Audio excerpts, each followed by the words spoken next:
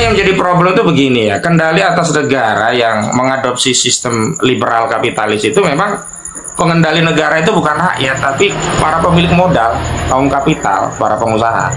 Sederhana ya, karena para pengusaha ini yang membiayai mereka dalam proses kontestasi kekuasaan, para pengusaha ini yang mendudukkan para penguasa di kursi kekuasaan, maka para penguasa itu hanya berkhidmat kepada masyarakat saat kampanye pemilu. Setelah jadi ya dia berkhidmat kepada pemberi modal gitu loh. Nah, ketika pemberi modal yang melakukan tindakan itu yang nggak berani ngapa-ngapain mereka, bahkan terjadi simbiosis mutualisme ya, menjual kedaulatan negara antara pengusaha dengan penguasa, atau istilahnya Bang Rizal Ramli itu istilahnya peng-peng ya, pengusaha sekaligus penguasa gitu.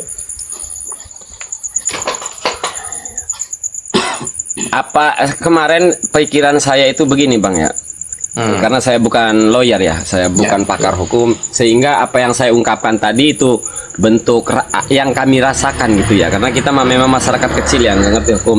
Yang kita rasakan, wah ini sudah serangan terhadap kedaulatan gitu loh ya, seperti tadi yang dikatakan, sampai pihak kepolisian tidak berani menindaki secara tegas pelaku pemagaran. Kepolisian tidak berani menindaki secara tegas pelaku pengurukan sungai dan tanah bengkok.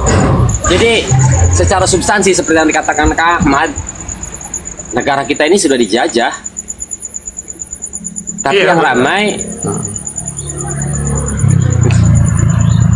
nah kira-kira solusinya apa? Solusi gagasan, kalau Kang Ahmad punya gagasan atau ide untuk kita rakyat Banten, kira-kira apa? Membangkitkan semangat rakyat atau gimana? Ya, yang pertama kita harus membangun kesadaran bahwa kita terjajah gitu.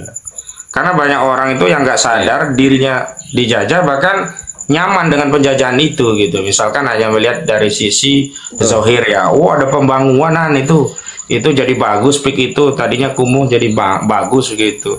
Kan selama ini yang jadi dalih mereka membela kompleks pik 2 itu kan selalu melihat, oh ini pembangunan, orang yang mengkritik dianggap anti pembangunan. Padahal sering saya katakan bahwa yang menjadi soal itu bukan pembangunannya, tapi membangun di atas asas perampasan tanah rakyat gitu loh. Yang dibuat bangun itu tanah itu ngerampas dari rakyat gitu loh. Makanya sebagus apapun bangunan tadi ya tidak punya nilai bagi saya, karena membangun di atas kezoliman gitu. Itu dalam konteks tanahnya. Yang kedua, sebenarnya satu sisi dia sedang membangun, yakni pembangun peradaban sekuler hedonis ya. Kang Maesa coba masuklah ke PIK 1 atau lihat di video-video terkait PIK 1. Itu nggak ada peradaban yang islami di sana. Jadi mereka memang sedang membangun peradaban rakyat Banten, yang corak utama peradaban rakyat Banten Islam. Karena apa? Ya kalau sudah ke PIK 1 nggak ada lagi syiar tarawih, adzan, sholat berjamaah, marawis, atau maulidan. Itu nggak ada berjanjian, nggak ada pengajian ibu-ibu. Nah ini yang sebenarnya kita harus melihat, tidak ansih soal harga yang dibeli murah dan seterusnya, enggak. Katakanlah kalaupun harga itu dibeli dengan keridhaan, misalkan mahal gitu, ada ancaman yang lain, yakni ancaman hilangnya peradaban kita sebagai Melayu, sebagai umat Islam yang punya corak khas gitu loh. Jadi kalau kita bicara tentang sesuatu yang gemerlap tapi maksiat kepada Allah, bagi kita nggak ada nilai peradaban yang seperti itu gitu loh. Nah ini yang harus kita ingatkan kepada ulama-ulama kita, terutama ulama kita yang dari Nahdlatul Ulama ya, Nahdien ya, yang akan jadi korban pertama itu kalangan Nahdien. Sebenarnya yang siar-siar Nahdien yang saya sebutkan tadi pasti akan hilang, karena corak Nahdlatul Ulama itu kan tradisional gitu loh. Itulah Kang Ahmad, awal orasi saya di Tanara, di perbatasan Tangerang Serang itu adalah yang pertama, ancaman kedaulatan. Apa jaminan senjata tidak masuk ke, apa jaminan narkoba tidak masuk ke tanah Banten. Kemudian kita juga sering mengulang-ulang argumen para ulama yang membela PIK nih ya, kiai yang membela PIK itu tertolak dengan argumen mereka. Jadi begini, kalau di sini ada warga Nahdien ya, itu ada sebuah kaidah yang populer di kalangan warga, itu darul mafasid muqaddam ala jalbil maslahat. Segelintir kiai NU yang membela PIK itu kan bahwa PIK ini membangun ekonomi. Nah, argumen ini tertolak dengan dalil pihak mereka tadi, darul mafasid muqaddam, menolak keburukan itu didahulukan ala jalbil masoleh. Nah, menarik tenaga kerja kan itu soleh, kebaikan. Nah, kebaikan ini tetap di nomor dua kan, yang diutamakan apa? Mafasid, darul mafasid, menolak keburukan. Nah, keburukannya apa? Belum terjadi saja prosesnya, PIK 2 ini banyak intimidasi, walau secara langsung tidak dilakukan oleh aguan lah, misalnya dari mafia tanah. Artinya itu muncul ketika PIK ini berkembang gitulah. Maka tolonglah ya, saya ingin saya sampaikan ini buat kiai-kiai NU yang mendukung PIK. Ini kan yang kalian ajarkan, darul mafasid muqaddam ala jalbil masoleh. Jadi jangan bodohi masyarakat yang bersifat imajinasi. Kan bahwa menyerap pengangguran, memakmurkan Banten itu kan imajinasi semua, belum terbukti. Masa sesuatu yang imajinatif mengabaikan sesuatu yang realita gitu loh. Penindasan kali diurug. Ya faktual gitu loh. Kan aneh. Mindset, mohon maaf ya. Ya emang saya sangat kritis lah terhadap oknum Kiai NU ya, dalam hal ini Kiai Said. Ada satu lagi di Tanara, Kang Ada. Kebetulan beliau guru saya. Mayoritas warga Nahdliyin, ulama NU, termasuk yang kemarin bersuara itu Kiai NU ya, itu menolak. Saya yakin mayoritas Kiai NU itu menolak terhadap PIK 2, terutama yang di Banten ya, menolak Kiai NU, mayoritas. Ya, jadi ada kan, ternyata Kang Ahmad, Kiai NU menolak, ada satu, cuma nggak speak up.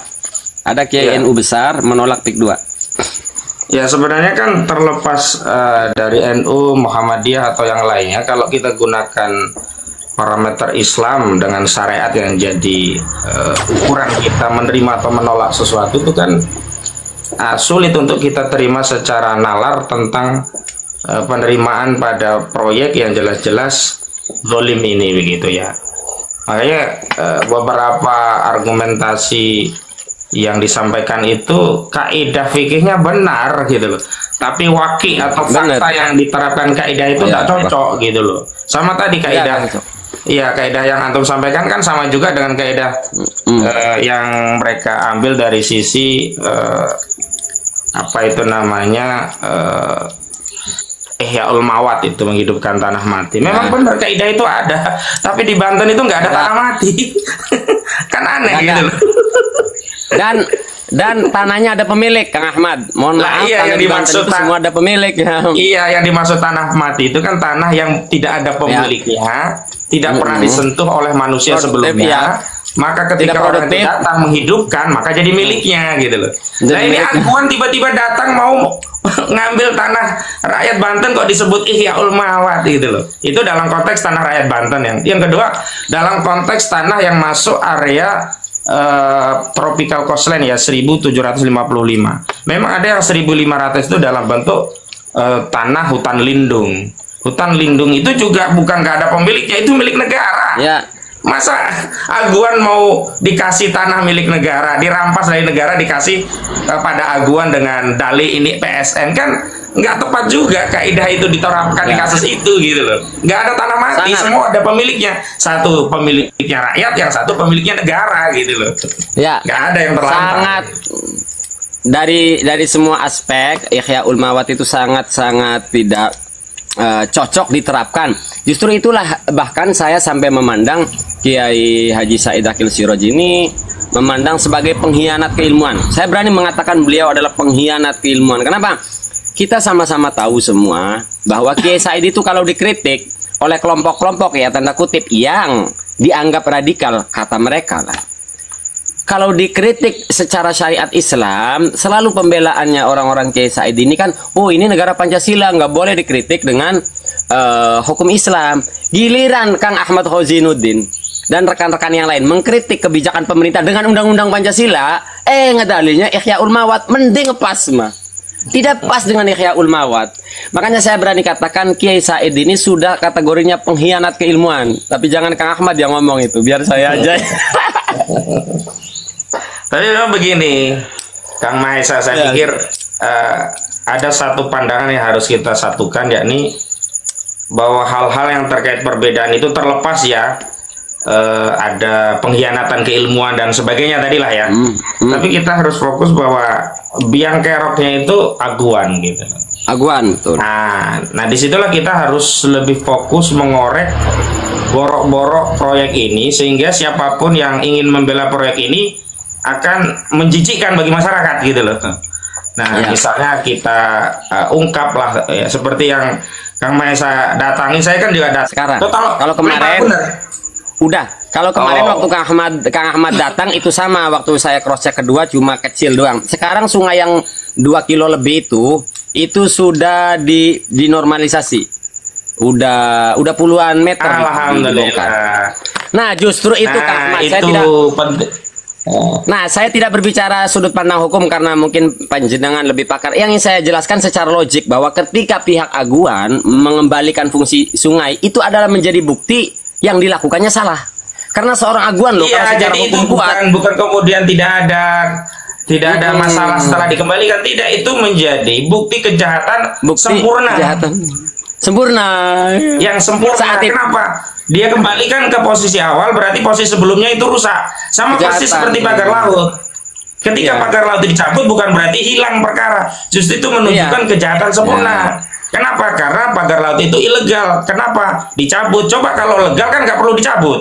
Cuman sampai hari ini nggak ada itu yang ditangkap gitu gara-gara pagar laut, nggak ada.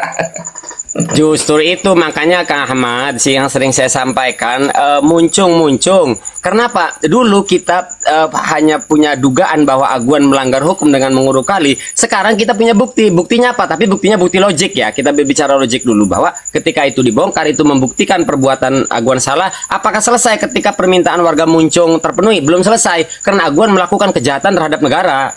Aguan di persoalan muncung itu harus diproses hukum, harus itu. Iya, makanya tadi tetap saja kita terlepas ya ada hambatan lah untuk melakukan itu. Bagi kita sebagai rakyat ya tetap saja kita bersuara. Kenapa? Karena ada dua pendekatan ya. Pertama pendekatan konstitusi, yang kedua pendekatan hukum syara. Pendekatan konstitusi itu hak masyarakat, hak warga negara itu hanya berpendapat. Nah, kan di pasal 28 disampaikan bahwa setiap warga negara memiliki kemerdekaan untuk berserikat, berkumpul, dan menyampaikan pendapat. Jadi batasan kewenangan kita memang cuma bersuara. Yang punya wewenang untuk mengambil tindakan itu negara, gitu. Akhirnya kan karena suara-suara kita, alhamdulillah negara ambil tindakan. Tapi ketika negara ambil tindakan, bukan berarti persoalan yang lalu itu nggak ada kejahatan, gitu loh. Itu justru menjadi bukti, gitu. Yang kedua, dalam konteks syariat, memang kewajiban kita itu mengingatkan, karena kalau kita mengambil taklif syara yang bukan kewenangan kita, itu juga maksiat, Kang Mahesa. Contoh, betul. Orang yang mencuri itu potong tangan, tapi bukan kita yang punya wewenang untuk potong tangan. Fikihnya, kaifiahnya, yang punya wewenang itu adalah kekuasaan setelah dibuktikan melalui al-qadha, peradilan ya, pemerintah gitu.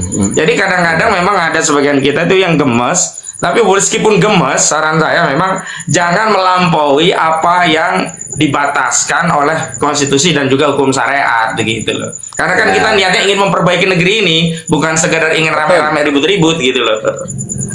Sering Kang Ahmad, kita itu sering dikomentari, ala lu bisa ngomong doang. Maka kemarin sempat marah karena itu yang diucapin, yang ngomong adalah seorang anggota Polri. Seorang ya anggota Polri dari Lampung. Komentar lah saat saya live begini, ala lu Mahesa cuma bisa ngomong doang. Marah lah. Setelah dicek marahnya saya itu ternyata dia seorang anggota Polri. Kan saya ngamuk marah. Loh, bukankah kami kewenangannya cuma ngomong? Kami kan bukan Polri, mestinya kan kalian, dia bilang. Mestinya Anda itu seorang Polri yang menangkap. Loh, kalau kami diizinkan ngeborgol, saya borgol itu aguan. Saya ratakan itu PIK 2. Iya, sebenarnya di kasus betul, di kasus PIK 2 itu harusnya yang tersinggung negara loh. Harusnya bukan kita yang tersinggung. Negara harusnya. Kenapa? Betul. Kewenangan negara didelegitimir oleh entitas aguan itu dengan proyeknya tadi gitu. Coba, saya kan sering sampaikan, nggak mungkin loh ada pagar 30,16 km kok negara nggak tahu gitu loh. Nah. Aslinya 40 itu Kak. Oh ya, 40 itu. Oh, Masya Allah. 40 aslinya. Berarti dikorupsi. Jadi, juga itu panjangnya pun dikorupsi.